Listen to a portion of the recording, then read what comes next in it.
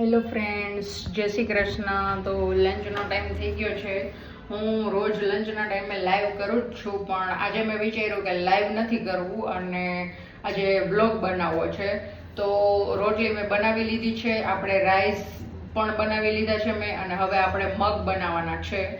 તો એના માટે મેં પ્રિપેરેશન થોડીક કરી લીધી છે. લસણ ફોલી નાખ્યું છે. હવે લસણને ખાંડી લઈશ અને ટમેટાને ચોપ કરી લઈશ.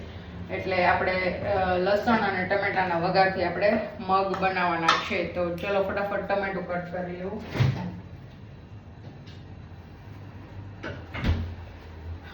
તો ચલો ફ્રેન્ડ્સ, આપણે ફટાફટ ટમેટું કટ કરી લઈએ. ચોપરમાં જ જો કે કટ કરવાનું છે. તો એટલા માટે. અને તમે મને કમેન્ટ કરજો કે હું લાઈવ કરું કે પછી લંચ ટાઈમે વ્લોગ બનાવું. તમને શું જોવું ગમે, લાઈવ જોવું ગમે કે વ્લોગ જોવા ગમે છે, એ મને કમેન્ટમાં કહેજો. જનરલી મગ ભાત હોય ને ત્યારે રોટલી ઓછી જોતી હોય અને મગ ભાત અમે વધુ પ્રિફર કરીએ એટલા માટે. અને બપોરે અમારા ઘરે કઠોળ જ હોય છે. તમે શું બપોરે ખાવ છો એ મને કમેન્ટમાં કહેજો. તો આ રહ્યું આપણે ટમેટું. આપણે ફટાફટ હમણાં હું તમને બતાવું. આપણે ચોપરમાં કટ કરી લેવાનું છે.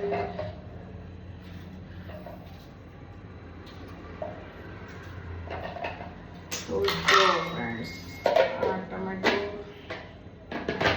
આ છે આપણું ચોપર. અને ચલો ફટાફટ આપણે એને કટ કરી લેવાનું છે. તો જો ફ્રેન્ડ્સ,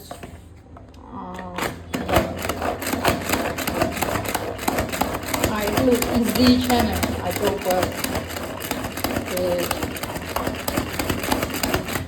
જો ટમેટા એકદમ ક્રશ પણ થઈ ગયા છે.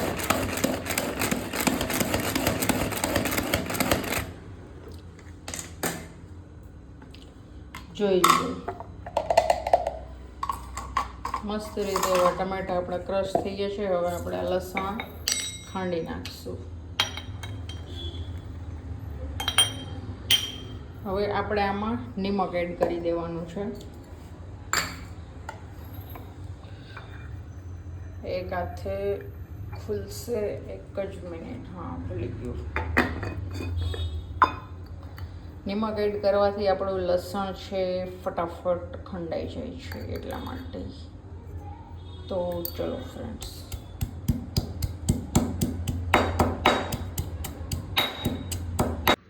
તો એક હાથે મને લસણ ખાંડવામાં નથી ફાવતું, એટલે ફટાફટ હું લસણ ખાંડી અને પછી આપણે મગનો વઘાર કરી નાખીએ. તો ચલો ફ્રેન્ડ્સ, આપણું લસણ ખંડાઈ ગયું છે અને હવે આપણે કઢાઈ મૂકી દેવાની છે. એમાં આપણે તેલ પણ મૂકી દઈશું. એટલે આ છે ઓઇલ. પછી હું તમને બતાવું બેક કેમેરો કરીને.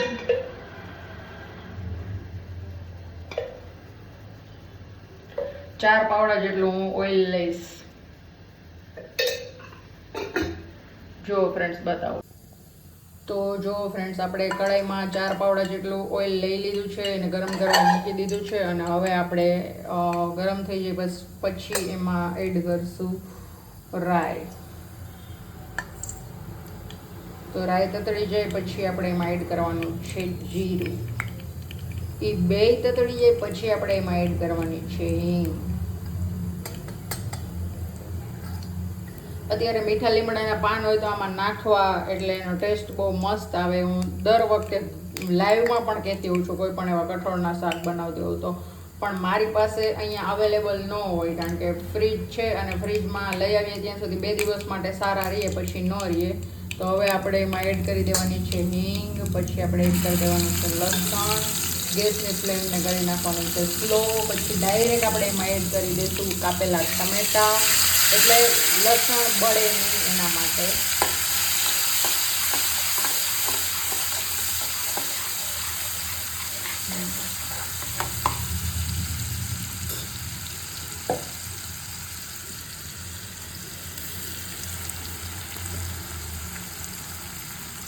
તો જો ફ્રેન્ડ્સ, લસણ બળે નહીં એના માટે આપણે ફટાફટ ટમેટા એડ કરી દેવાના છે.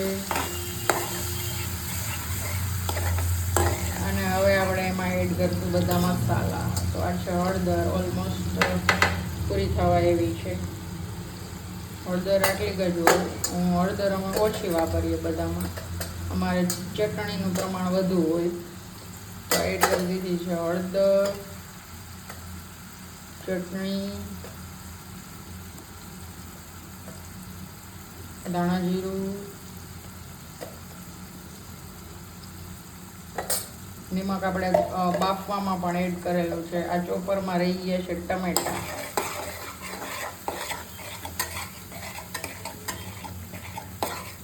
બધું મિક્સ કરી લેવાનું ગ્રેવી યારે અને 2 મિનિટ સુધી આપણે એને ચડવા દેવાનું છે. તો અત્યારે આપણે લસણ અને ટમેટું નાખીને ગ્રેવીને 2 મિનિટ સુધી ચડવા દેવાની છે, તેલ છૂટું ન પડે ત્યાં સુધી. અને મેં જે મસાલા કર્યા એમાં તમે લોકો તમને અનુકૂળ આવતું હોય તો તમે ગોળ અથવા તો ખાંડ પણ યુઝ કરી શકો. ઘણા લોકો એવા હોય છે, ઘણાના ઘરે એ લોકોને ગળ પણ વધારે ભાવતું હોય કે બધા શાકમાં એ લોકો ગોળ કા ખાંડનો યુઝ કરે અને નાખે એમાં. અને ઘણાને ન ગમતું હોય. પર્સનલી અમારા ઘરમાં તો કોઈ એવું શાકમાં ખાંડ કે ગોળ એવું નાખતું નથી, એટલા માટે. તો તમારે જો તમારી ચોઈસ હોય એ પ્રમાણે તમારે એમાં ખાંડ કે એવું એડ કરવું હોય તો તમે ખાંડ કે એવું એડ કરી શકો. અને આમાં લીંબુ આપણે એડ કરશું. જો કે દેશી ટમેટા હોય ને ખાટા ટમેટા તો લીંબુ એડ કરવાની જરૂર નથી, બાકી તમે ઉપરથી લીંબુ એડ કરી શકો. મેં આમાં દેશી ટમેટું યુઝ કરેલું છે એટલે હું જોઈશ જો એવું લાગશે તો એડ કરશું, બાકી જમવામાં ઉપરથી પર્સનલી બધા પોતપોતાની થાળીમાં એડ કરી લેશે એવું, એટલા માટે.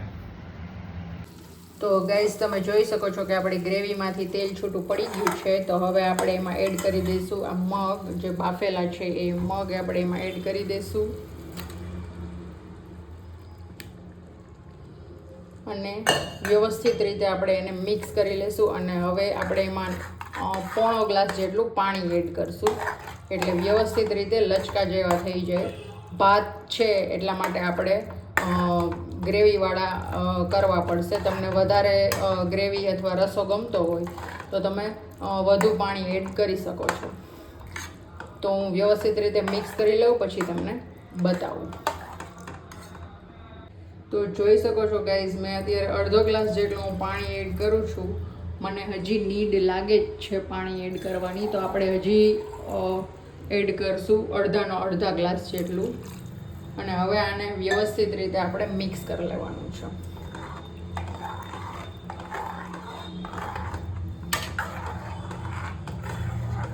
અને હવે આને ઉકળવા દેવાનું છે એટલે વ્યવસ્થિત રીતે મસ્ત એવું લચકા જેવું આપણું મગનું શાક બની અને રેડી થઈ જશે.